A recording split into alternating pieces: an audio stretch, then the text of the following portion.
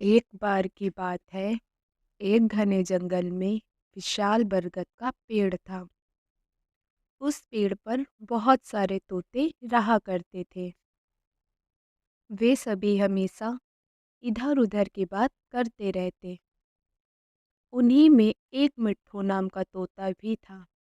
वह बहुत कम बोलता था और शांत रहना पसंद करता था। सब उसकी इस आदत का मजाक उड़ाया करते थे, लेकिन वह कभी भी किसी की बात का बुरा नहीं मानता था। एक दिन दो तोते आपस में बात कर रहे थे। पहला तोता बोला, मुझे एक बार बहुत अच्छा आम मिला था। मैंने पूरे दिन उसे बड़े चाव से खाया। इस पर दूसरे तोते ने जवाब दिया, मुझे भी एक दिन आम का फल मिला था। मैंने भी बड़े चाव से उसे खाया था। वहीं मिट्ठू तोता चुपचाप बैठा था। तब तोतों के मुखियों ने उसे देखते हुए कहा, अरे, हम तोतों का तो काम ही होता है बात करना, तुम क्यों चुप रहते हो? मुखिया ने आगे कहा, तुम तो मुझे असली तोते लगते ही नहीं, तुम नकली तोते हो। इस पर सभी तोते उसे नकली तोता कहकर बुलाने लगे, लेकिन मिट्ठू तोता फिर भी चुप था। यह सब चलता रहा। फिर एक दिन रात में मुखिया की बीवी का हार चोरी हो गया। मुखिया की बीवी रोती हुई आई और उसने पूरी बात बताई। मुखिया की बीवी ने कहा, किसी ने मेरा हार चोरी कर लिया है और वो हमारी ही झुंड में से एक है। यह सुनकर मुखिया ने तुरंत सभा बुलाई। सभी तोते तुरंत सभा के लिए इकट्ठा हो गए।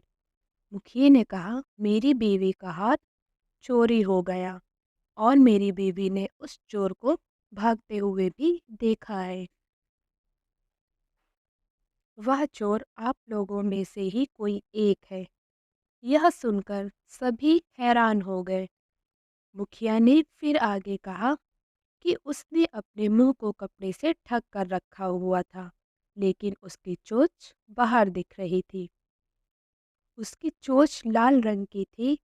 अब पूरे झुंड की निगाह मिट्ठू तोते पर और हीरू नाम के एक दूसरे तोते पर थी, क्योंकि झुंड में केवल इन्हीं दोनों की चोंच लाल रंग की थी।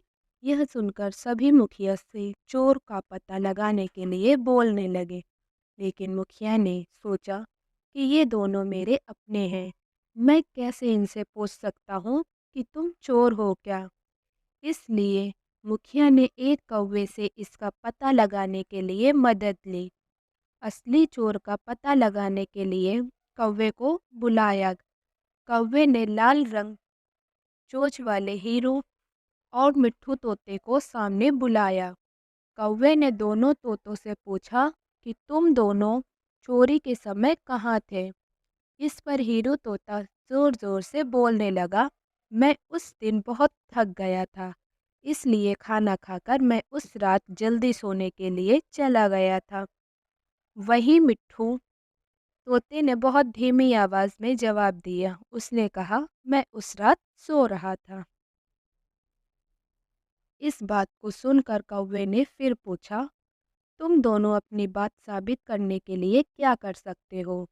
इस पर हीरो तोता फिर बड़ी तेज आवाज में बोला, मैं उस रात सो रहा था, मेरे बारे में सब जानते हैं। ये चोरी मिट्ठू ने ही की होगी, इसलिए वह इतना शांत होकर खड़ा है।